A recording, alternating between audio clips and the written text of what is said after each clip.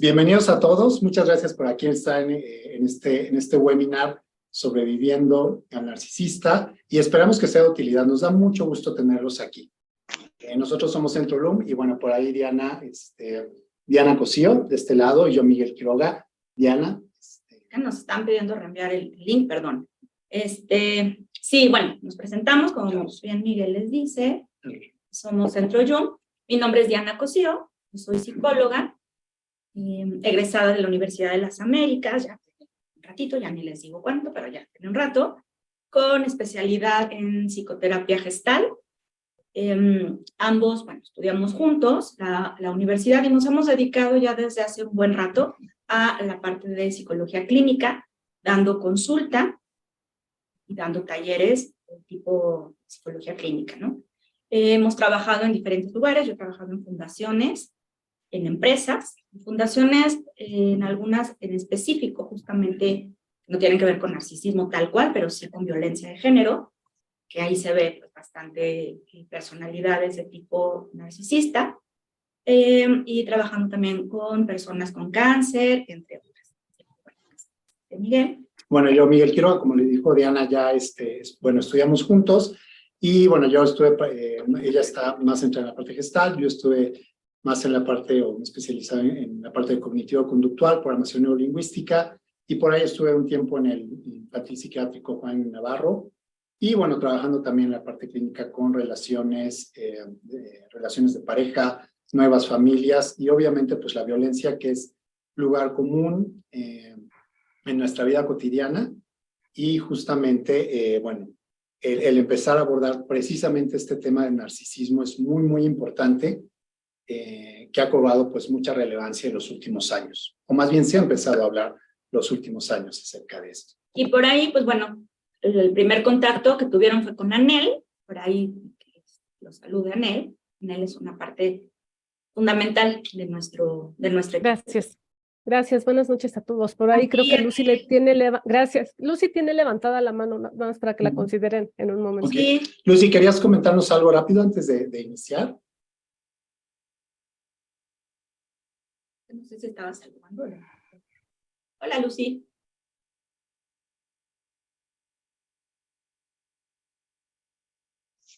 Okay, hola, solo saludaba.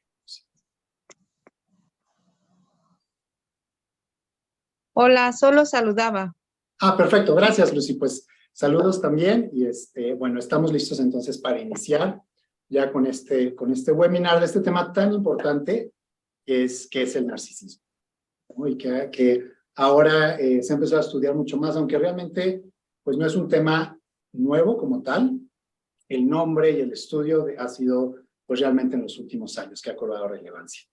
Entonces, si les parece bien, vamos directamente ya a compartirles la presentación para empezar a hablar un poquito de esto y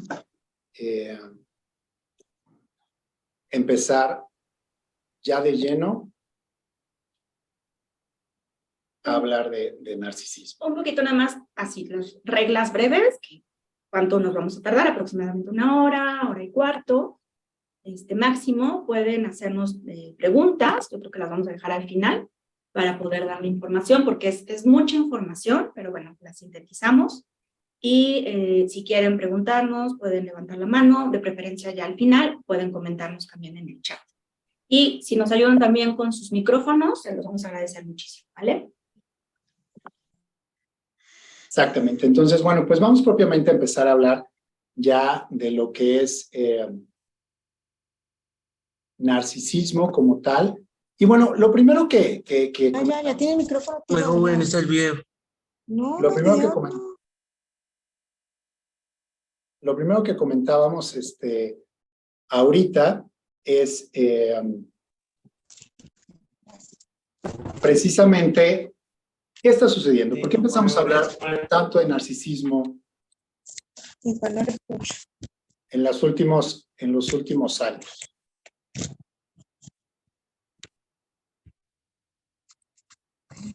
Realmente esto del narcisismo, pues bueno, no es como tal una moda, ya tiene un buen rato en el sentido que existe. Finalmente, porque ya silenciamos los Ya, silenciamos. Finalmente, como les decíamos, realmente no es una moda, es algo que ha existido, creo que desde siempre, pero se hizo mucho más como auge a raíz del estudio de la violencia.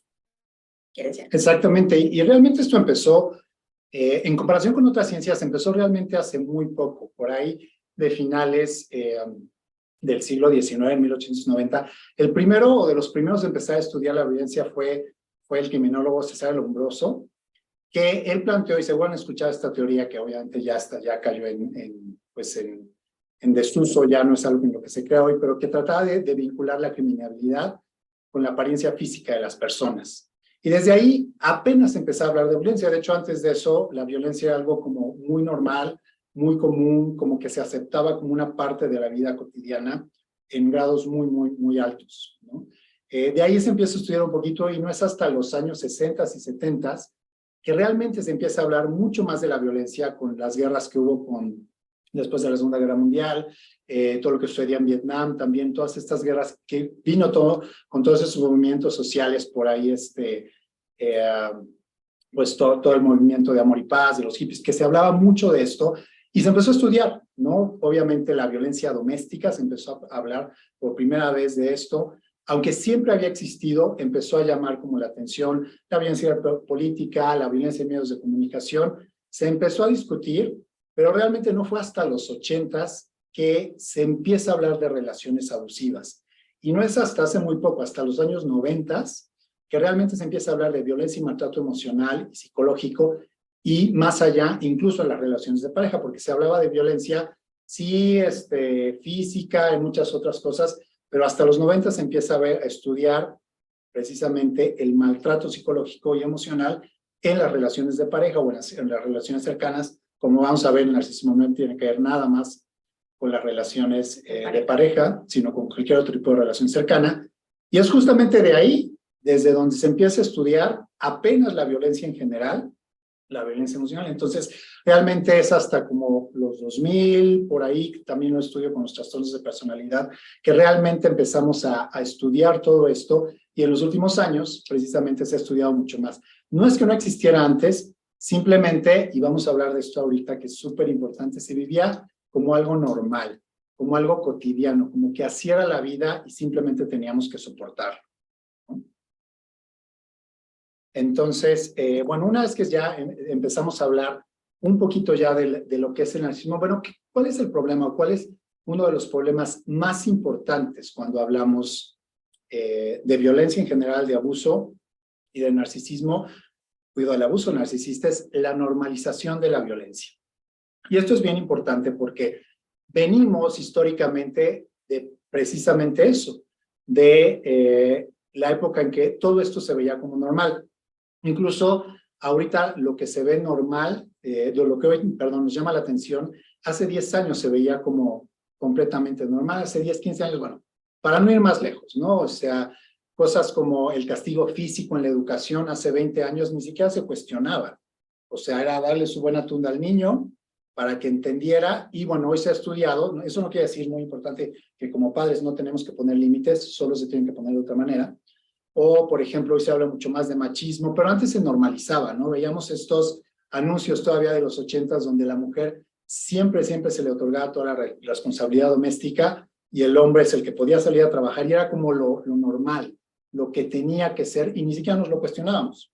Entonces, toda esta parte de la normalización de la violencia, donde se vuelve parte de la vida cotidiana e incluso se promueve, ¿no? Por ejemplo, las normas culturales, ¿no? Las costumbres, justo ayer estaba platicando con un paciente que vive en un barrio un poco más agresivo y es muy normal, ¿no? Esta parte como de la parte de pandillas y todo, como que todo se tiene que solucionar con pelea, con agresión física y para él es normal, ¿no? Y la frase es, así me enseñaron desde chiquito y primero pego yo a que me pegue el otro y hay que ser agresivos y como que todo eso está muy bien, ¿no? O sea, todo lo aceptamos como que así es.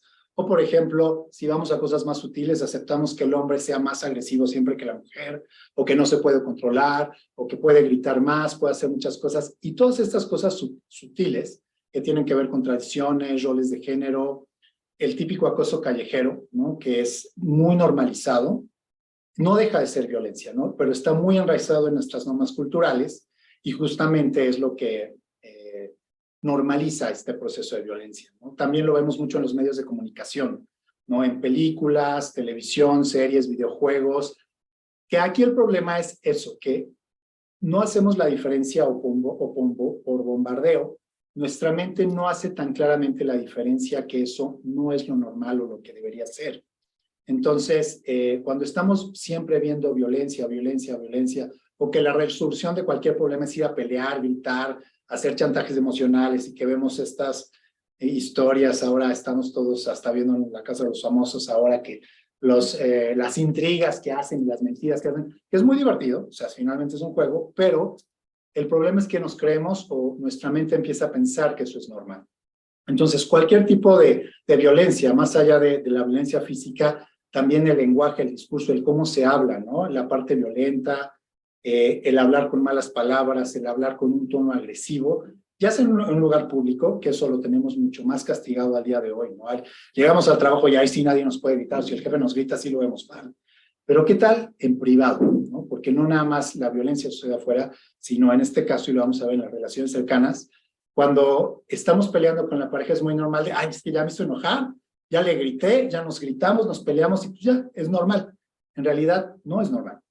No es la agresión, no es la parte o la mejor medio para resolver conflictos y en la mayor parte de los casos solo debería de usarse en una situación extrema como medida de contención y no como lo hacemos normalmente, que ya es más fácil terminar una discusión gritando, nos gritamos, nos vemos y nos decimos de cosas que luego hasta nos arrepentimos y para nosotros es normal, ¿no? Entonces, justo en las relaciones interpersonales tiende a justificarse o tolerarse mucho y particularmente en las relaciones abusivas. Generalmente cuando estamos en una relación abusiva vemos muy normal que el otro nos grite, que nos diga, que nos menosprecie, que nos haga comentarios desvalorizadores, ¿no? Que nos diga, ay, pero si tú ni sabes, ay, ya, pero ay, ¿tú qué vas a saber? Ay, pero tú siempre con tus tonterías, ¿no? Y todo este tipo de comentarios que cuando son de manera constante los empezamos a ver como normales y pueden ir en incremento en los niveles de violencia, ¿no? Entonces es muy importante empezar a hacernos conscientes de esto. Por ahí hay un violentómetro que es, por ahí lo hizo el Instituto Politécnico Nacional, que es una escala de 20 y tantos comportamientos, que, bueno, los últimos 15 sí son bastante severos, ¿no? Ya empiezan con agresión física, romper objetos personales, hasta llegar a cosas tan severas como la mutilación y el asesinato.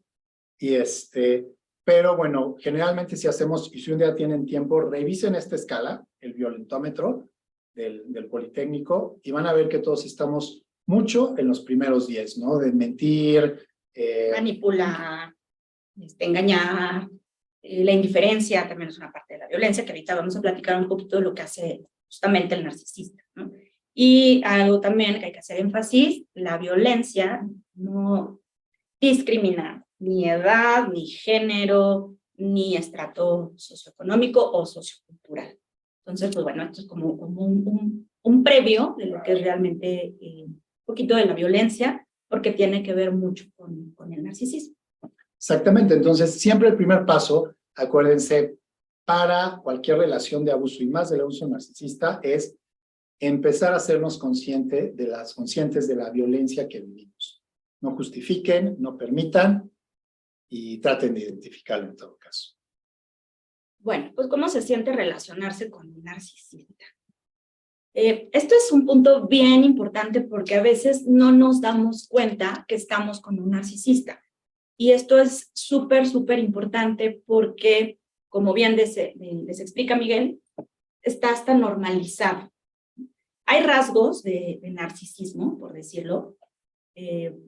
Ahorita vamos a llegar como a ese punto, porque hay toda, obviamente, si hay psicólogos aquí, por supuesto que han de conocer el DSM-4 o DSM-5, hay el trastorno de personalidad narcisista. Aquí no nos estamos refiriendo como tal al trastorno de personalidad narcisista, que no es tanto, realmente, según las estadísticas, pero hay como grados de narcisismo, desde alguien que sea como muy egoísta, ¿no? Hasta la parte psicopática, que sería como el grado máximo del narcisismo. Pero en todas, Si tú has estado en una relación con un narcisista, que puede ser tu pareja, puede ser tu jefe, puede ser un amigo, tristemente a veces tus padres, tu mamá o tu papá, tienes este tipo de sensaciones.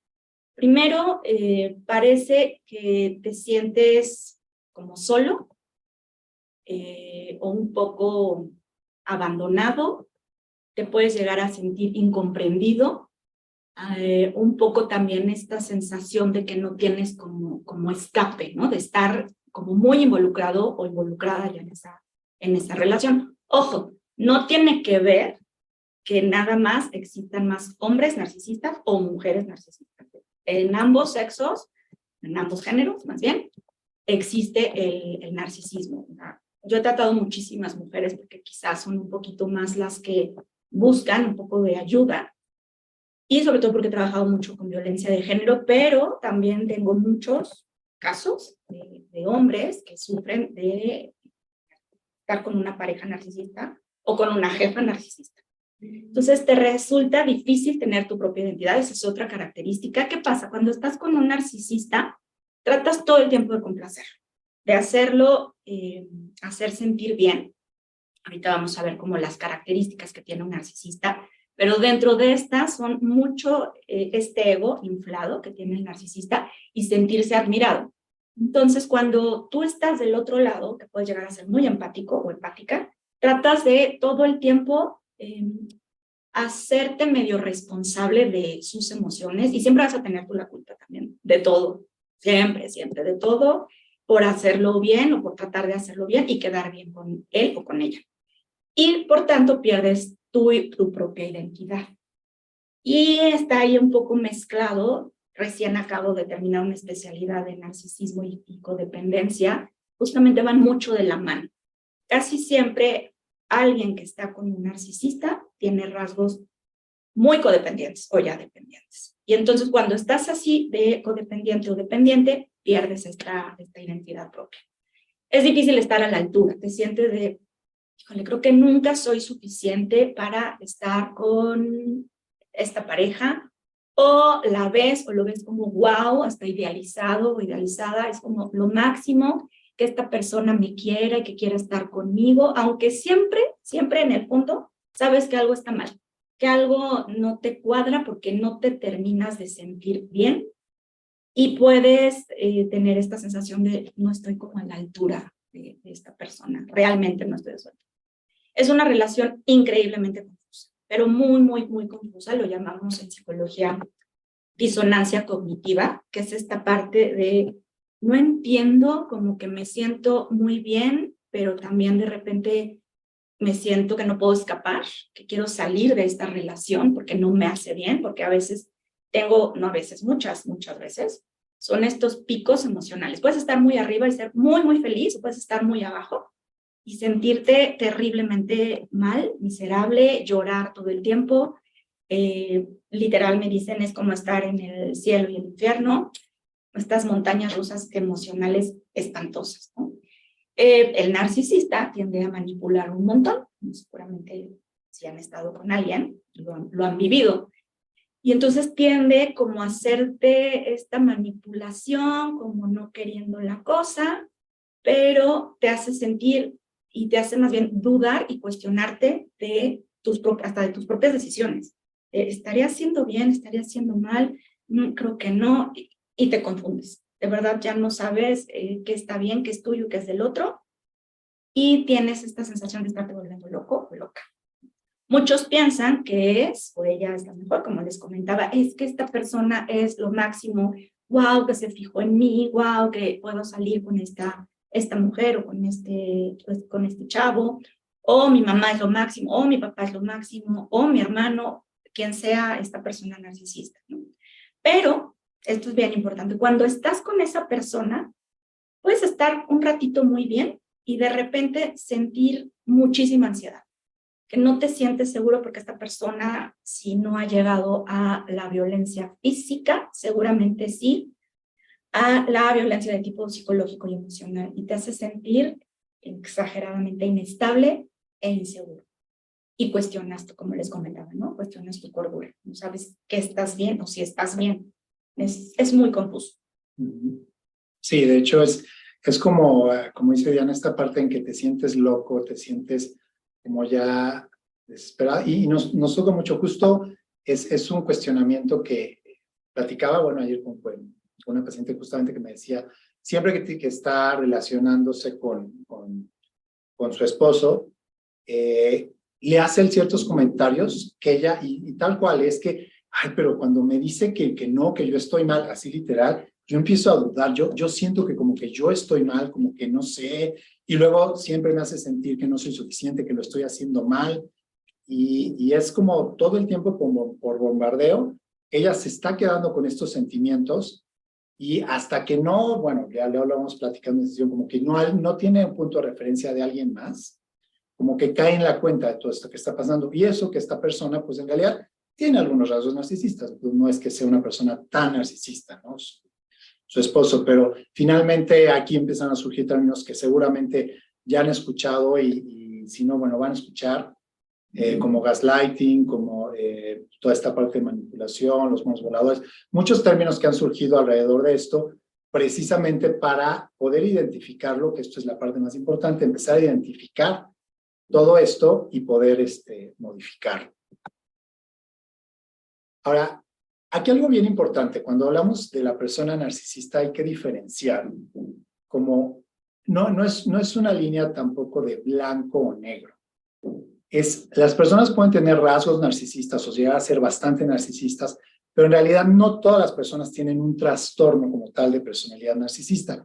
Se calcula o se estima que en realidad solo el 2% de las personas llegan a ese grado de tener un trastorno de personalidad, que quiere decir que ya un trastorno de personalidad prácticamente la persona no cambia. O sea, para efectos muy prácticos eso ya es de muy mal pronóstico, de muy difícil tratamiento, que bueno, como decía Diana, eso ya está en el DSM-4, está estratificado, vienen los criterios diagnósticos. Sin embargo, no quiere decir que una persona con una fuerte tendencia narcisista no pueda hacer muchísimo daño.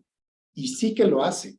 Y sí que nos lastima y todo. Y es muy difícil determinar así puntualmente aquí empieza ya la persona con el trastorno y dónde termina una persona que tiene rasgos narcisistas muy pronunciados, ¿no? En sí no hay un criterio que podamos decir, ay, es que es el narcisismo grado 1.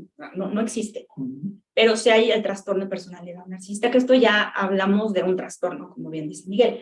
Pero justo en esta especialidad que hice, y justo también lo entiendo así, nos decían, o lo vemos, es como un espectro, ¿no? Puede haber personas que son muy egoístas, puedes ver personas que en general todos somos egoístas, y todos tenemos que tener una parte un poquito egoísta porque es algo básico, es algo que todo ser humano necesitamos ser para darnos a nosotros mismos, donde nosotros somos primero que el otro. Esto es normal y esto es lo sano.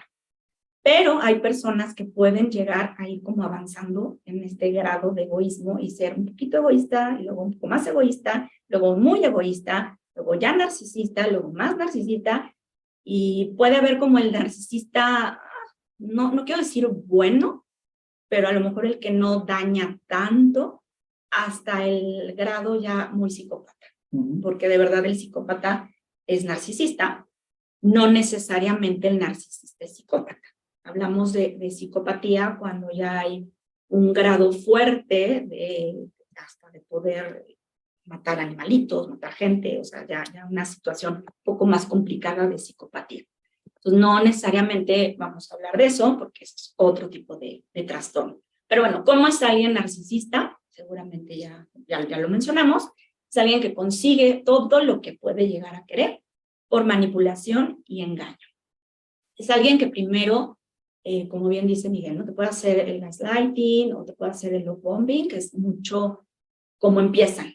Primero te dicen que eres lo máximo, que estás espectacular, que te admiran, que eres guapísimo, guapísima, que eres todo lo que la persona soñó, que tu jefe te puede admirar porque eres súper guau y está orgulloso de que estés en su equipo y te hacen como sentir súper porque te admiran. Y te pueden regalar cosas, mandar flores, detalles muy personalizados.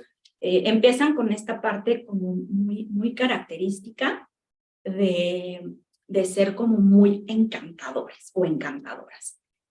Consiguen lo que quieren porque manipulan. Entonces, primero te pueden como decir que eres lo máximo, pero después empiezan a manipularte poco a poco. Hay quienes lo hacen, no sé, muy rápido o caen muy rápido, hasta personas que tardan un poquito más.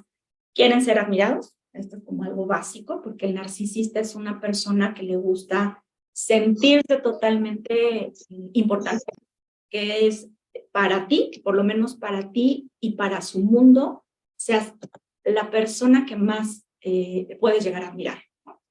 Entonces, pues bueno, es una de las características. Siempre va a querer sentir que tiene el poder. Por eso de ahí que pueden llegar a ser muy controladores, o son muy controladores. Y algo también importante, ¿qué hacen? Pues bueno, aquí ya lo mencionamos, requieren admiración excesiva. En sí tienen la autoestima muy baja.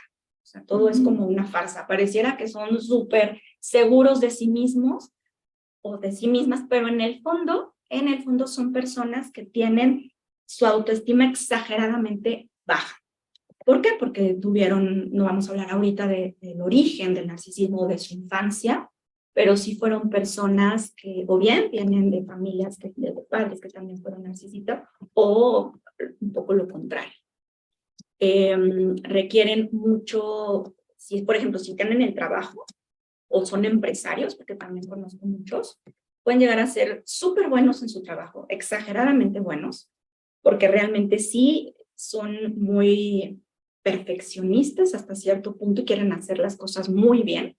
Debo de hacerlo bien. ¿Por qué? Porque también quieren ser admirados, obviamente, por todo su entorno, por su familia, por su trabajo, por su empresa, por lo que sea, pero de una manera como muy exagerada, ¿no? Tienen un sentido exagerado de sus derechos. Para ellos tienen derecho absolutamente de todo. Y las necesidades de sus propias necesidades, son prioridad, siempre antes que las tuyas. Las tuyas son nada. Oye, que yo quiero desde algo tan simple como quiero ir a comer ceviche. No, ¿cómo crees, Diana? ¿Cómo dices tonterías? No, el ceviche con este calor seguramente nos vamos a enfermar. No, estás mal, estás loca, no. Vamos a comer carne. Oye, pero es que tú me dijiste y había... No, cállate, carne. Y con esto es algo muy, muy pequeño, ¿no? Pero van siendo patrones que van siendo recurrentes, perdón, y se van repitiendo.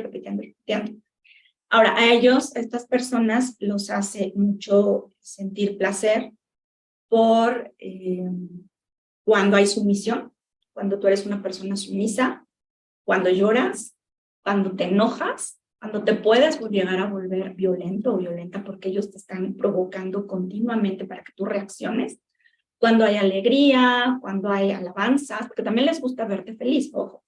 No crees que dicen, ay, nomás la quiero hacer o lo quiero hacer berrear o llorar, ¿no? Les gusta que tú seas feliz porque ellos te regalaron flores y dicen, ay, claro, es que sin mí estarías muy infeliz, ¿verdad?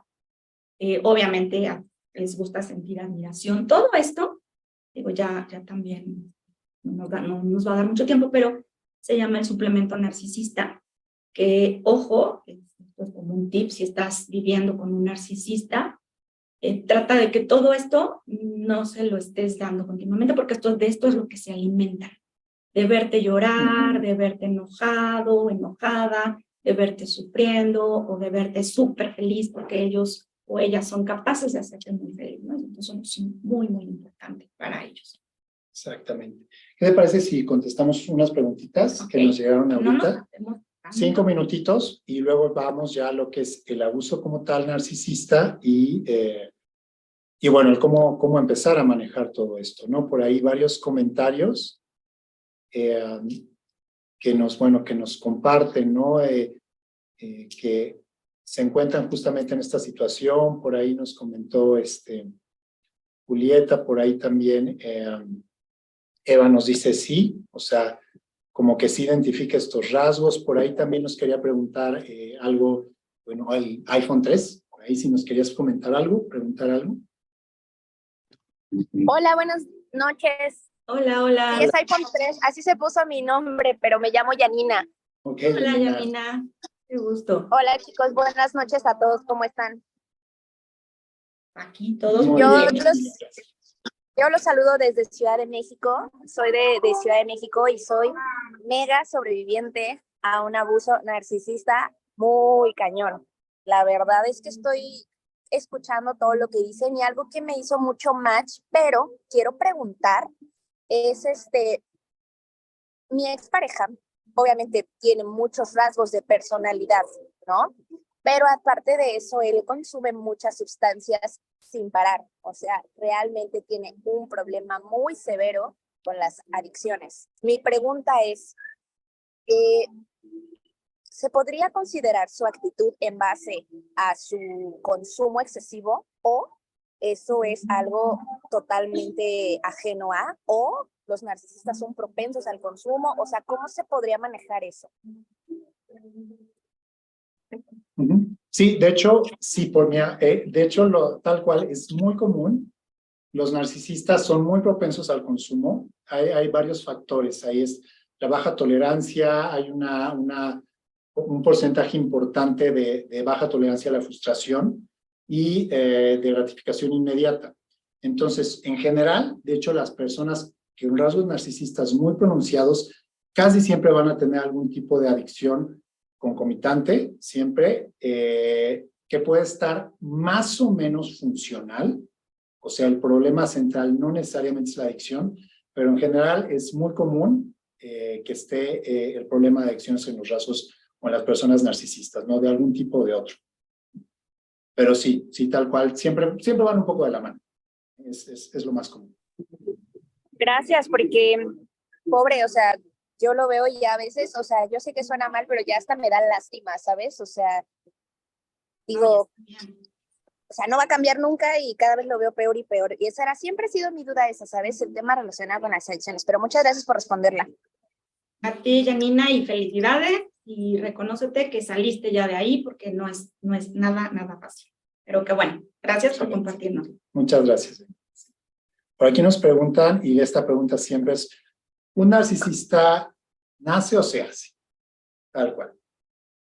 Bueno, a ver, los narcisistas, es todo un tema que todavía no se ha logrado como realmente tener la respuesta, porque sí hay una parte muy fisiológica, neurobiológica, específicamente hablando, en el cerebro del narcisista. A nivel muy neurofisiológico, nuestro cerebrito, pues bueno, obviamente tiene varias estructuras. Y dentro de estas estructuras está la amígdala, por ejemplo, que es donde están todas las emociones. Pero, bueno, en todas estas estructuras hay una constante cadena de neurotransmisores que se van, de cierta manera, intercambiando un montón de información química. Pues bueno, para el narcisista y también para el codependiente hay un tema ahí, que hay un constante reforzamiento de una de estas sustancias. Entonces, no se puede quitar, o sea, no hay manera que esto se pueda romper, ya está así. No es como cuando tienes una depresión que te dan un antidepresivo, que realmente puede apoyar con esta parte de serotonina. Aquí no existe, porque ni siquiera es un neurotransmisor al que realmente podamos tener acceso. Es algo todavía que está, aunque el cerebro humano ha estado muy estudiado, todavía estamos en pañales, sobre todo en esta parte de los trastornos de personalidad como el narcisista. Entonces, esta pregunta de ¿se hace o se nace? Bueno, hay pruebas de que ven que el cerebro del narcisista sí tiene un daño en esta parte de reforzamiento constante de esta sustancia, que para cualquiera de nosotros es, ok, siento esta parte y suelto. Para el narcisista no, es necesitar de este reforzamiento que va y viene, que va y viene, que va y viene. Y ahí no se puede modificar. Por eso es tan difícil que de verdad un narcisista cambie, porque ya hasta a nivel neurobiológico no es tan fácil tener este tratamiento, no existe de hecho. Y no se sabe tampoco si ya nació así, genéticamente hablando, porque en teoría no, pareciera que se va haciendo, pero sí hay pruebas de que está genéticamente ya hay narcisistas que nacen con esta, no es la estructura la que está dañada, sino la vía de intercambio químico neuronal. Entonces, puede ser que se nació, puede ser que con también los factores de su entorno, de lo que aprendió a nivel social, pero sobre todo a nivel familiar con los padres, que fue lo que aprendió, se hizo, ¿no? Entonces, pues, bueno, no te puedo dar una respuesta de se nace o se hace, no. Pueden ser para mí, que son ambas, pero también el factor, yo lo he visto más en el factor familiar, que de verdad es lo que aprende el narcisista y se sigue repitiendo. Exactamente. Sí, como decimos, generalmente es multifactorial, o sea, el abordaje que tenemos a tener, que no es que esté ya como tal, pero es multifactorial, como dice Diana, habla de factores genéticos, de propensión, ¿no? Desde las neuronas espejo, incluso hay que tiene que ver con la empatía, hasta todo lo que se vive, ¿no? En patrones, desde la infancia. Es difícil esta pregunta, es un poco como qué es primero el huevo o la gallina, pero bueno, sabemos que está, sabemos que es muy, muy difícil de cambiar, y justamente la siguiente pregunta tiene que ver con eso. ¿Es posible voltearse al narcisista con el uso de la empatía? No. O sea, lo primero que vamos a decir aquí, para efectos prácticos, o sea, desde nuestra parte humanista siempre decimos que todo ser humano tiene posibilidad de cambio, sí, que no es lo mismo que sea probable que cambie. O sea, a lo mejor sí tiene posibilidad de cambio, pero la posibilidad de cambio es de 0.0000001%. Entonces, para efectos prácticos, esto es bien importante, no cambian. No vale la pena ni discutir, ni tratar de hacerle entender, ni engancharnos en esto, ni tratar, no cambia. Entonces, no se le puede voltear al narcisista con el uso de la empatía. Esto es bien importante porque generalmente, y por ahí tenemos otro taller de la diada que se da con el empático, este es un enganche que se puede dar de manera muy fuerte con una personalidad muy empática. Luego nos dicen, cuando se está saliendo de una relación narcisista, él se sigue alimentando de verte llorar o en una situación complicada. Sí, por supuesto. Justamente es lo que les comentaba Diana ahorita del suplemento narcisista, pues le sigue llegando, ¿eh? O sea, sigue sintiendo el poder y la manipulación. Entonces es muy, muy, muy simple. Aquí lo importante es contacto cero. Si ya saliste de esa relación, no vuelvas a tener contacto con esa persona. Es lo mejor porque es bien fácil volver a caer.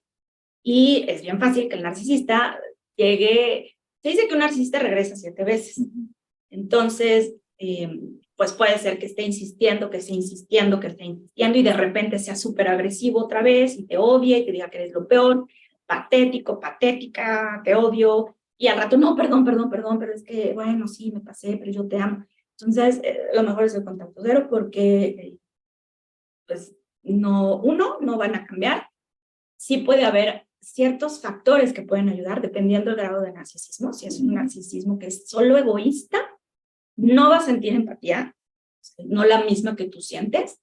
Sí le puede ayudar la terapia, pero va a tratar de manipular al terapeuta, y si es que llega a ir a terapia, porque la mayoría no va.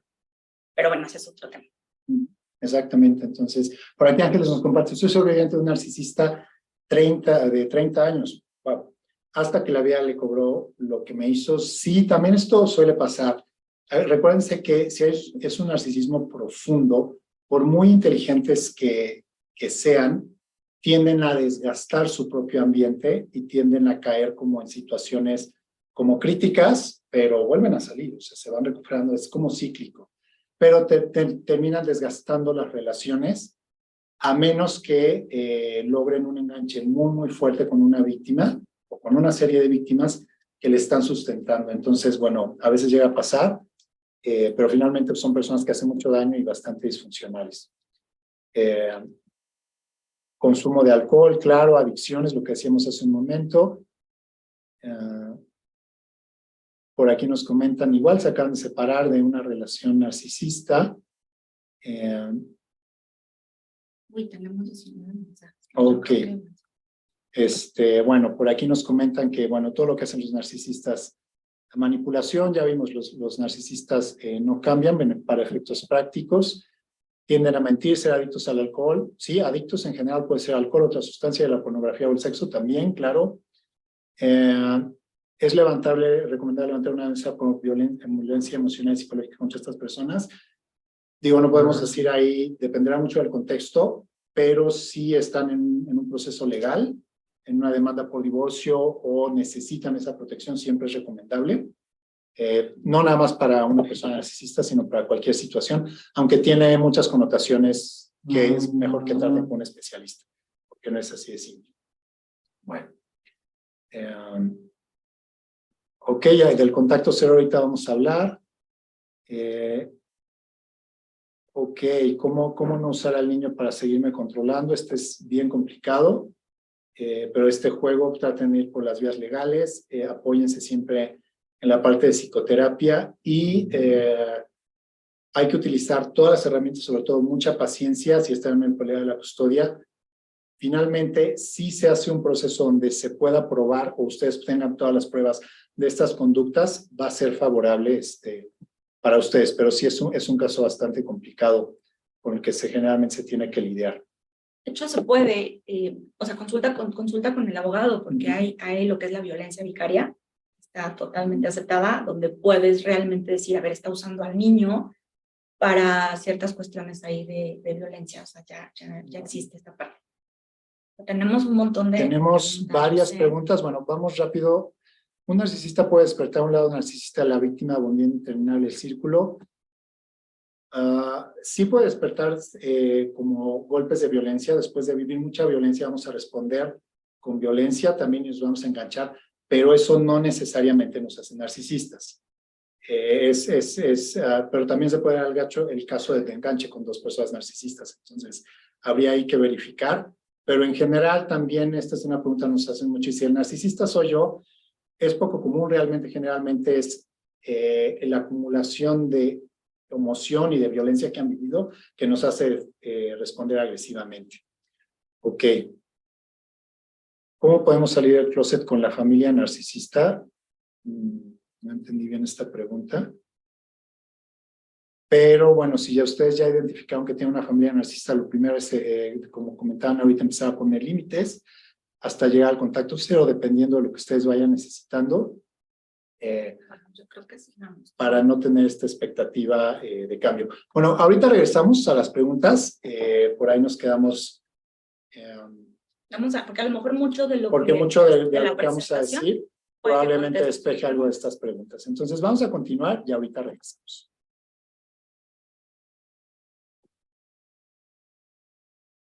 A la parte, un poquito de cómo pueden ir saliendo también de...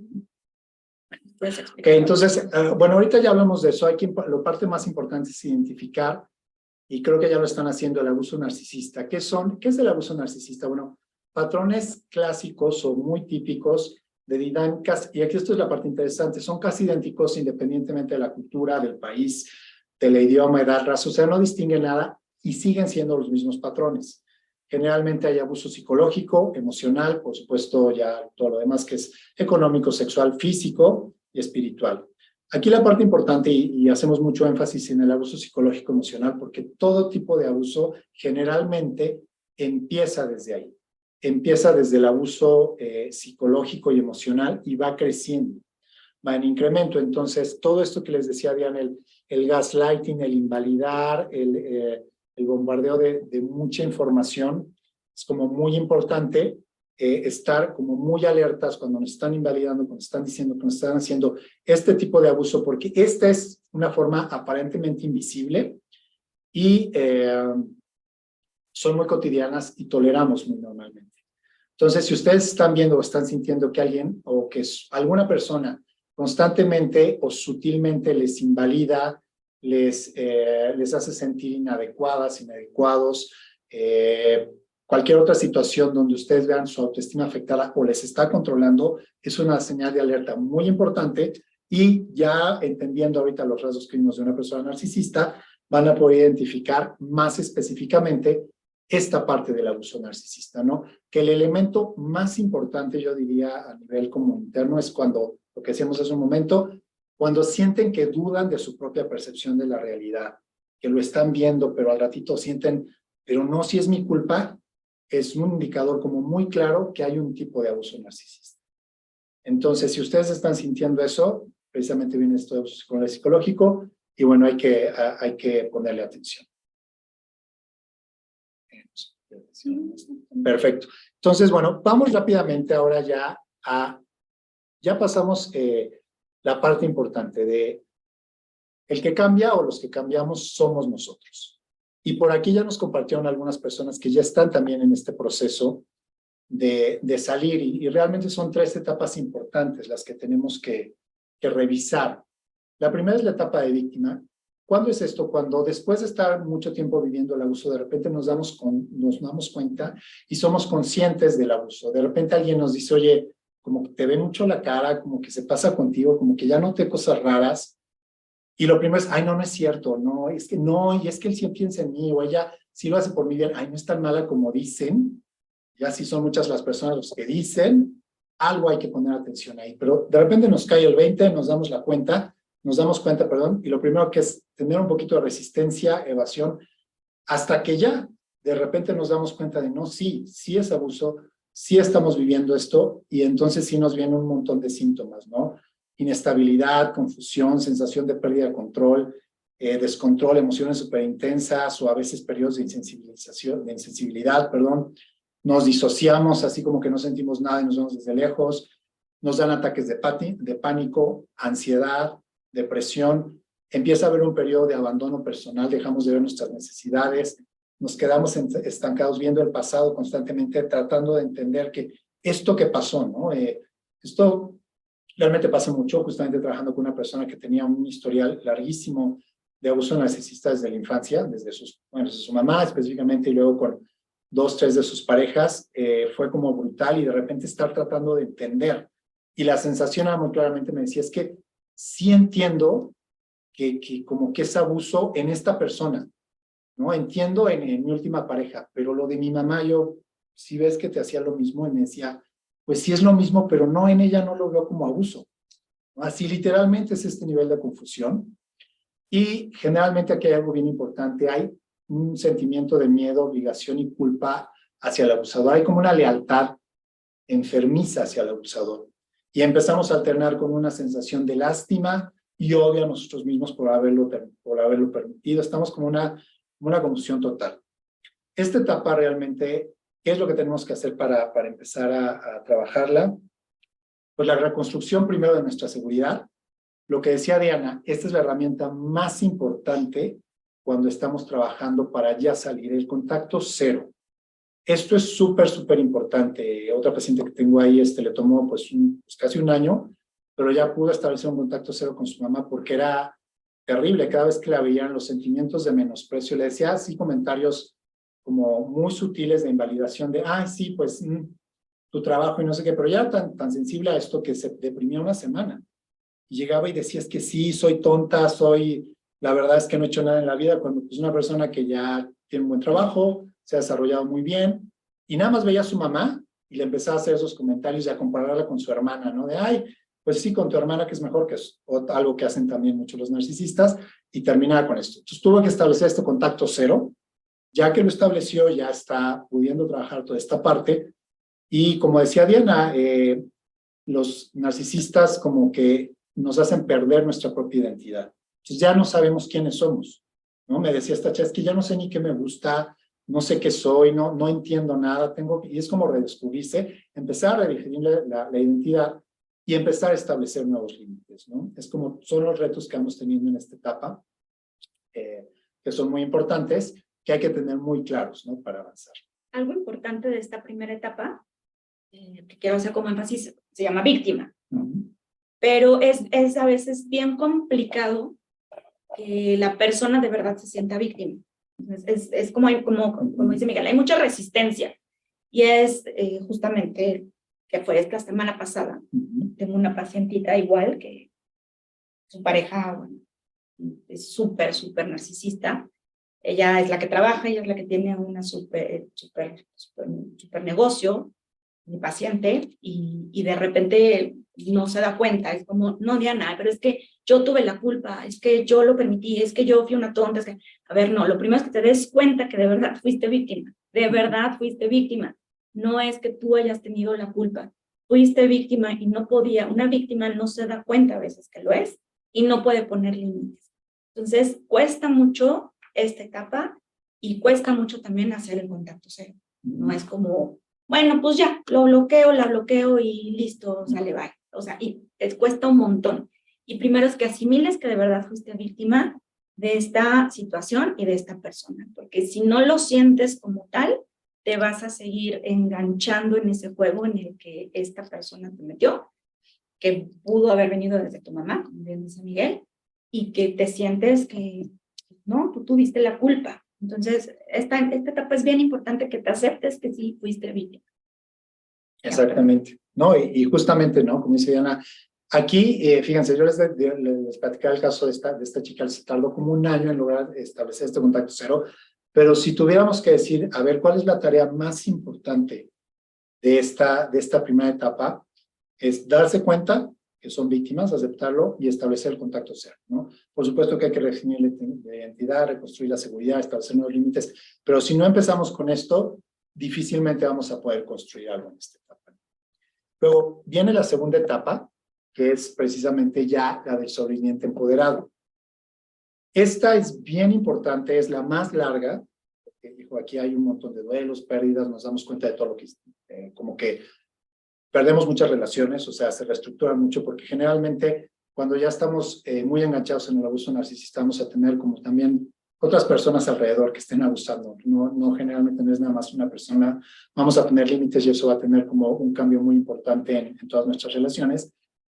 Es la más larga, pero la parte más importante de esta es que rompemos lo que llamamos el vínculo traumático, que es esta lealtad enfermiza que tenemos hacia el propio abusador. O sea, podemos llegar a decir esto, ya dices, es que sí, me hablan muy mal, o sea, es que no se pasa, de verdad, llega, me grita todo, hasta me avienta la comida, yo estoy esperando ahí que llegue y me dice, ay, no me gustó, me avienta el plato, pero si no come me siento culpable, ¿no? Lo podemos entender, pero es que por mi culpa no comió, porque no le gustó la comida, no se la dio en un momento, o cualquier cosa de este tipo, es cuando nos damos cuenta que este vínculo, esta lealtad, se rompe y entonces empezamos a recuperar mucho más el autocuidado. Es la parte clave de esta etapa, poder romper este vínculo traumático, que como dice Diana, esto no sucede de un día a otro, va siendo paulatino, es como una negociación en nuestra mente, pero cuando podemos decir, a ver, esta persona, o esta, sí me está abusando, esto sí es abuso, y ya como que empezamos a dudar de que es nuestra culpa, como que ya sentimos, no, a ver, está mal esta persona, no yo, es cuando se está rompiendo y pues bueno, es un proceso que es la clave de esta etapa. ¿Qué vamos a tener? Pues insomnio, pesadillas, flashbacks, constantes, esto es muy común, que van pasando y me acordé de esto y uy, me dolió horrible, ya no me acordé que hacía esto y me hizo esto y empiezan a venir estas memorias a veces increíblemente fuertes y dolorosas, de escenas de violencia que teníamos muy bloqueadas, en casos muy fuertes son escenas de violencia física incluso muy bloqueadas, que llegan de la nada. Entonces, es una etapa compleja en ese sentido. Esta etapa es la más importante para que busquen apoyo profesional. Digo todas, pero en esta, porque lidiar con esto es bastante complicado. Va a haber negación, evasión, este regateo de, no, pero no es tan mala, ay, no, pero sí, pues sí, todo, me gritaba y todo, con mis amigos me gritaba y me decía de cosas, iba a hablar mal con todos, hasta con mi familia, pero no era tan mala ahí. Y bueno, ya cuando vamos aceptando, estamos mucho en postura defensiva, como a la defensiva con todos, como con miedo de que todos nos vayan a volver a abusar o a hacer algún daño. Y vamos alternando precisamente ira y depresión constantemente, nos enojamos, luego nos deprimimos, nos da una desesperación así de ya quiero que este acabe y entonces hacemos todo y vamos y lo cantamos 50 veces y lloramos y hacemos. Pero bueno, el proceso lleva un tiempo y no lo podemos acelerar, pero nos desesperamos hasta que finalmente empezamos a restaurar el amor propio y esta autovalidación, ¿no? Entonces, los retos aquí específicamente, obviamente es la reconstrucción personal y fortalecimiento, ya más específicamente, empezar a identificar los gatillos emocionales, qué nos detona y qué nos hace sentirnos mal, qué nos detona la culpa, qué comentarios, qué cosas, para empezar a manejarlos y ya no irnos para allá. Reparentalizar el niño interior, este es un proceso largo, casi siempre es muy bueno hacer el acompañamiento de alguien terapeuta. en un terapeuta, porque generalmente lo que van a hacer es que en el abuso narcisista, todas lo que llamamos las heridas de la infancia, o todos los patrones que nos dejaron carencias emocionales en la infancia, se van a ver muy recrudecidos. Entonces tenemos que ir hasta allá, hacer como esta reprogramación de nuestras emociones, por decirlo así, sanar ese niño interior, y bueno, es un proceso pues, largo, ¿no? Entonces ahí es muy importante que se apoyen de algún especialista. Por supuesto, reprogramar el diálogo interno. Generalmente ya es cuando nos damos cuenta que ya nos estamos hablando a nosotros mismos, como nos habla el abusador, ¿no? Ya estamos de, ay, no, pues que soy una tonta, ay, soy un tonto, es que, ay, claro, pues por mí, es que si lo hubiera pensado, pero pues sí, tienen razón, yo no puedo, yo nunca, y todo esto, y lo dije ahorita en palabras suaves, pues la verdad es que no lo pensamos con esas palabras, pensamos con esas palabras mucho más duras para nosotros. Entonces, empezar a darnos cuenta de esto, empezar a cambiarlo, reprogramarlo, empezar a hablarnos de una buena manera, empezar a trabajar con los límites, por supuesto, fortalecerlos, y empezar a reconstruir esta autoconfianza y la integridad, o sea, ya saber quiénes somos y sentirnos a gusto con lo que somos y con lo que hacemos y tener seguridad en nosotros. Es un proceso largo, pero aquí la clave es precisamente tener claro que estamos en este proceso, y justo aquí es cuando cualquier herramienta que tomen, vayan a terapia, vayan a grupos de cualquier tipo de ayuda emocional, practiquen frases, practiquen afirmaciones, todo lo que se les ocurra, visualizaciones, meditaciones, todo, para ir poco a poco, es un proceso largo, pero para ir construyendo de manera positiva.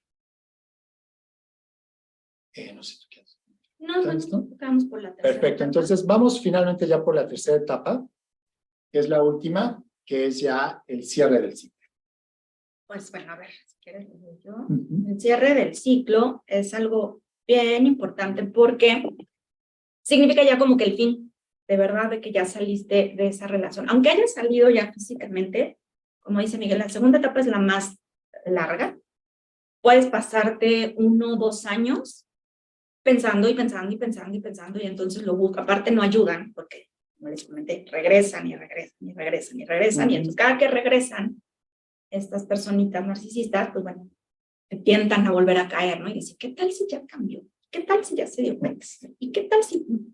Bueno, no cambian, no como quisiéramos que cambien, entonces es como insuficiente.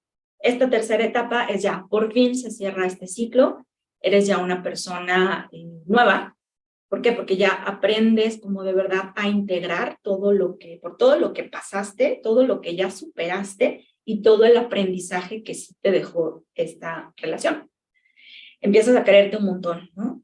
Vienen estos patrones de búsqueda de un nuevo significado en tu vida, es como un nuevo renacer.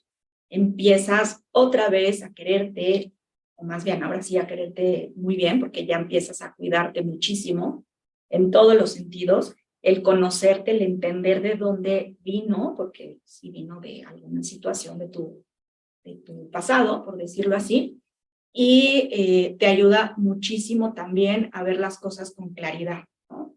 Hasta a veces lo confunden como, sí, ¿no? Me decía es que sí tuve como el síndrome de Estocolmo, Diana. Estaba yo enamorada de mi secuestrador, ¿y cómo es posible? Sí, estaba enamorada de su secuestrador. Sí, tenemos una especie de síndrome de Estocolmo. Sí pasa, pero ya lo puedes ver, porque ya estás fuera, y ya está fuera de tu pensamiento el verlo como alguien wow, como el idealizarlo, como el que nunca más me voy a volver a encontrar a alguien como el que bueno, como ella, que bueno, ya lo puedes ahora sí ver claramente.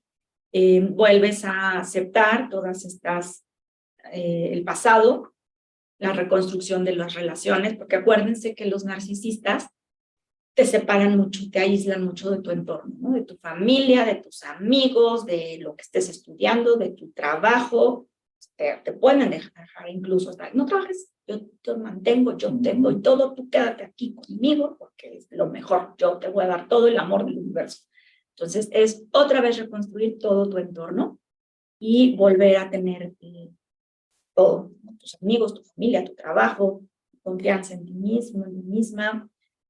Cambia ya tu autopercepción, ya puedes lograr ver realmente quién eras. Aparte, las que ya están fuera y que ya pudieron llegar a esta etapa, o los que ya están fuera y han llegado a esta etapa, sí pueden darse cuenta de ver así de cómo es posible que pase por esto, pero ya no sintiéndote culpable ni reprochándote nada. Es como, lo tuve que haber pasado para llegar a este punto y probablemente fue una gran maestra o un gran maestro y pues ya pasó, ¿no? Ahora abrir un nuevo camino, una nueva etapa.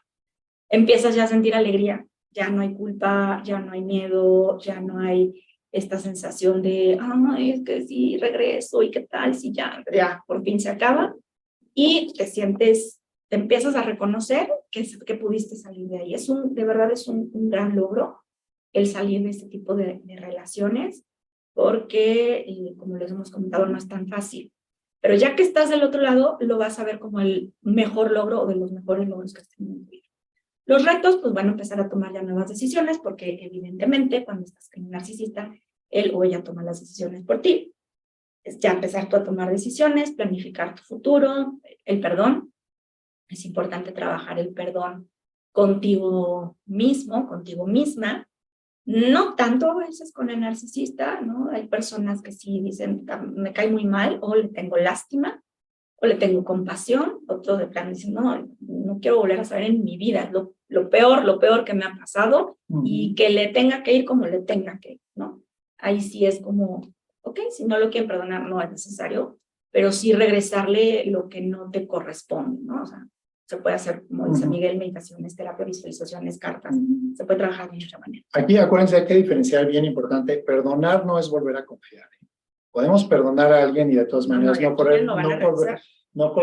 querer volver a verle en la vida, y particularmente con los narcisistas, aunque perdonen, es más sano mantenerse. O sea, no es diferente, pero no hay volver a confiar. Perdón. Escapar del drama, ¿no? Entendemos ya que el drama es innecesario en nuestra vida. No necesitas el drama para nada. No te sirve el estar llorando, el estarle rogando, el estarle diciendo que ahora sí van a funcionar y que entonces vayan a terapia de pareja. Y entonces, todo ese drama, estas montañas rusas espantosas, no las necesitan en la vida. Y empezar nuevos patrones. Exactamente. Entonces, como ya vieron, bueno, son estas 3 etapas. Es como una guía muy básica para empezar con esto. Pero bueno, ya nos pasamos unos minutitos, pero ¿qué les parece si nada más revisamos rápido unos 5 minutitos de las preguntas que nos pusieron aquí para cerrar y poder ya no robarles tiempo de más? Por ahí, no sé, creo que han levantado la mano. Sí, por ahí. Ok, me costó trabajo dejar la relación, yo me siento bien. Por aquí nos comparten. Muchísimas gracias por compartirnos. Por compartir todo esto, nos da mucha ansiedad y depresión, claro. Sí, esto de que la otra persona anda con otro es muy común. Acuérdense, está esto del descarte narcisista, nos descartan supuestamente por otra persona, pero es un poco una ilusión, es simplemente ya que nos dejaron agotados, se van con otra persona y tienden también a inflar mucho. Siempre con otra persona dicen que les va bien, hasta como que todo va maravilloso. Entonces, por ahí si tienen curiosidad, el descarte narcisista es algo bien importante, nos hace mucho daño, pero no hay que engancharse con ellos. Así como nos usaron a nosotros, van a querer usar a la otra persona. La fantasía de que con la otra persona vas o es mejor o va a salir bien, hay que dejarlo un poquito atrás, ¿no?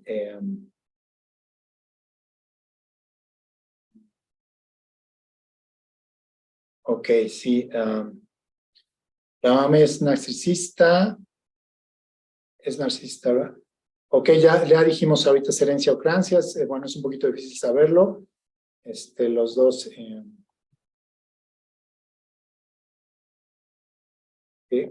Estoy como viendo los mensajes.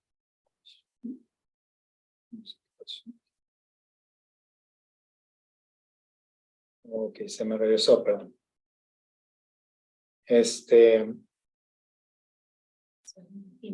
Ya, perdón. Si se le hace algún reclamo al narcisista, lo toma como agresión, totalmente cierto. Acuérdense que con un narcisista no se discute ni se le trata de hacer entrar en razón. No va por ahí. La herramienta más importante siempre es el contacto cero.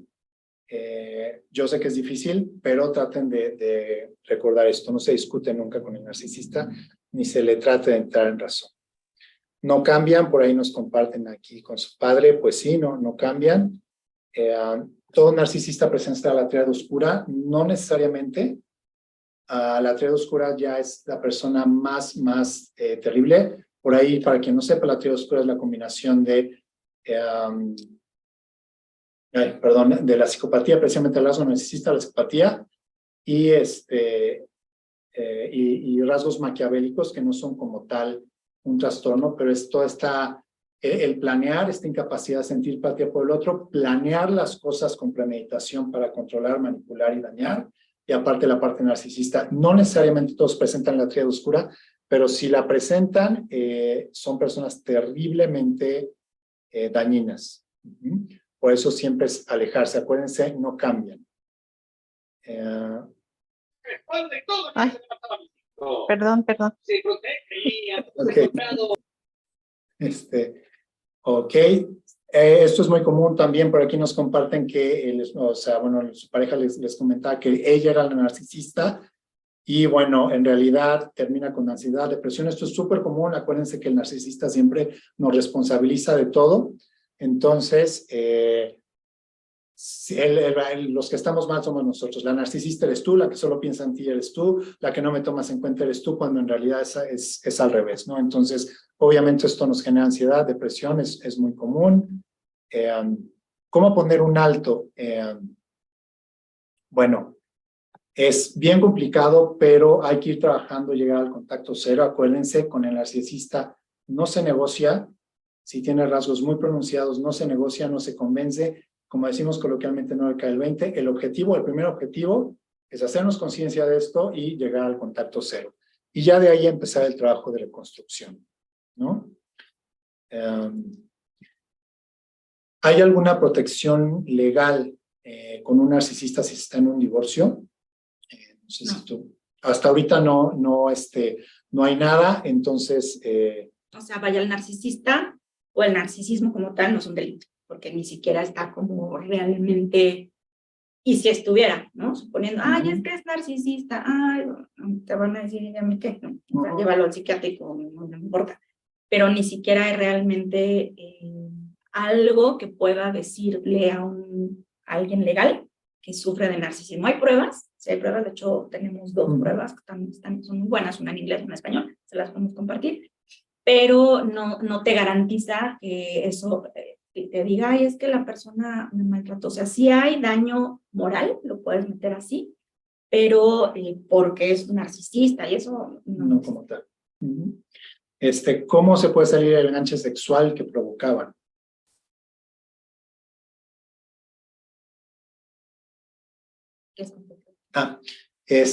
Bueno, en realidad esta parte es importante porque toda esta parte del enganche sexual y todo es mucho también ir manejando la intensidad. Generalmente hay una adicción a la intensidad en las relaciones narcisistas y sí llega mucho el extraño, este sentimiento de que con esta persona sí vivía, todo era intenso y todo es desbordado. Entonces es mucho ir trabajando también desde ahí el hacer el contrapeso. O sea, nuestra mente se vuelve un poquito adicta a estos altibajos, estos subibajas. Entonces, la parte sexual es toda esta intensidad generalmente donde todo es explosivo, luego viene la bajada. Entonces, es mucho trabajar con nivelar nuestra emoción, salir de esta adicción que tenemos al subibaja o a la profunda intensidad emocional. Y bueno, poquito a poco con la modulación de la emoción hay que irlo trabajando, pero es romper esa idealización. Y acuérdense, siempre que tengan esta idealización de con él o con ella era maravilloso esto, piensen, así tal cual piensen, de manera muy concreta, qué venía después y qué tan mal se la pasaban después. O sea, traten de darle a su mente un contrapeso en ese momento. Esto ayuda un poquito para irlo matizando poco a poco, ¿no? Él utiliza la economía para seguir dañando. Sí, es muy común. Es muy común la manipulación económica. Y bueno. Ok. Entonces, pero bueno, hay muchas situaciones donde esta parte de la manipulación económica es importante, no nada más en el uso narcisista, pero si están en esa situación, la verdad la recomendación es es que empiecen a trabajar en su independencia económica, aunque sea de a poco, para irla teniendo, y una vez que la tengan, poder tener poder poner esta distancia. Si dependen económicamente de alguien con rasgos narcisistas, no se va a poder poner el límite, les va a costar muchísimo trabajo. Entonces, ¿cuál es el primer paso? Empezar a trabajar en su independencia económica. Si no, no van a poder poner el límite. La violencia económica controla mucho, y yo sé que no se hace de un día para otro, yo sé que cuesta mucho trabajo, pero es empezar a buscar esta red poco a poco. Hay fundaciones, hay lugares donde pueden acudir o pueden hablar para empezarlo a trabajar y salir de todo esto. Pero bueno, hay muchas preguntas más. Ya estamos como un poquito pasados de tiempo. Un poco de tiempo, pero digo, las vamos a ir ahorita contestando en el chat. Y también, igual si tienen, no sé si damos como para una pregunta. Ok, son 9:15. Bueno, por ahí alguien más nos levantó la mano. Ahorita. Levantó la mano para una preguntita. Bueno, las vamos a contestar todas, pero ya por los que si no tienen ya preguntas, nada, pues bueno, ya podemos ir como ir cerrando. Ahorita tenemos en el chat todas estas preguntas que nos dejaron. A veces sentimos que exageramos, o sea, nos decimos a las personas, dicen que exageramos. Sí, acuérdense que el narcisista también tiene como característica ser muy encantador, muy encantador. Entonces, de inicio, le cae bien muchas veces a las personas, no a todas, hay gente que tiene mayor sensibilidad a esto, pero tienden a ser como muy encantadores al inicio. Entonces es muy común que las personas digan que exageremos, que nos está engañando, lo que decíamos, ¿no? Pero bueno, ahorita vamos a atender en el chat, y si quieren también mandarnos cualquier pregunta al chat, la vamos a atender, el chat de WhatsApp, que ya están ahí, para poder responder sus dudas, y lo vamos haciendo con más calma. Así es, pues bueno, vamos a ir contestando las preguntas ya por aparte en el chat. Les agradecemos muchísimo que hayan estado con nosotros el domingo, porque sé que muchos andan en la loca haciendo las actividades para el día, para empezar la semana. Y pues bueno, quedamos también en el chat, cualquier cosa, en el chat del WhatsApp, por si tienen cualquier duda, quedamos a sus órdenes, y pues agradecerles un montón. Gracias a ustedes por la confianza, por el tiempo,